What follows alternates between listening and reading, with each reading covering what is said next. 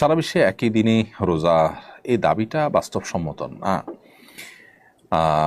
একই দিনে পৃথিবীতে সবসময় আমাদের দেশে যখন দিন, ইউএসএতে যখন রাত, তাহলে আপনি একই সময় সারা বিশ্বে আসলে রোজা তো রাখতে পারবেনও না।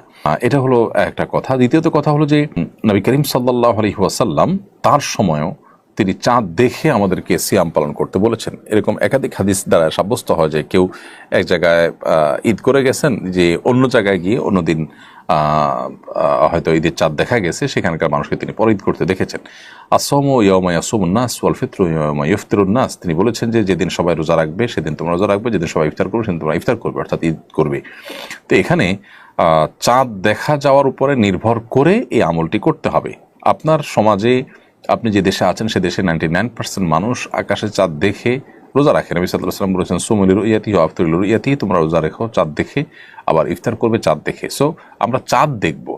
পৃথিবীর অন্য কোন প্রান্তে চাঁদ উঠেছে না উঠেছে এটা দেখে যদি আমাকে রোজা রাখতে হয়, তাহলে যখন এই টেকনোলজি ছিল না বা থাকবে না, তখন মানুষ কি করবে? ইসলামটা তো সার্বজনীন, সর্বকালীন, সব সময়ের জন্য প্রযোজ্য। বিধায় ইসলাম এমন কোনো ব্যবস্থার কথা বলে না যেটা এক সময় কার্যকর থাকবে আর সময় অকার্যকর হয়ে যাবে।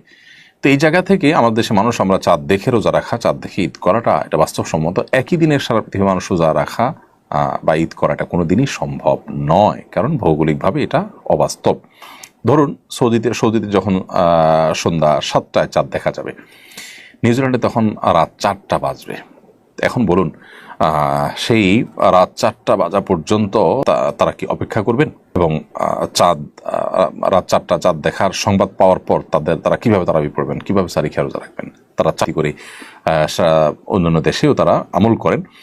তো সে আমলটাকে উড়িয়ে দেওয়ার মতো নয়। দুইটাই একাডেমিক মত পার্থক্যপূর্ণ আমল। কিন্তু বাংলাদেশে যেখানে ঐক্যবদ্ধ আছে মুসলমানরা বাংলাদেশে আকাশে চাঁদ দেখে তার রোজা রাখার ব্যাপারে, এখানে বৈশ্বিক ঐক্য সৃষ্টি করার জন্য আঞ্চলিক অনৈক্য সৃষ্টি করার কোনো যৌক্তিকতা থাকতে পারে না।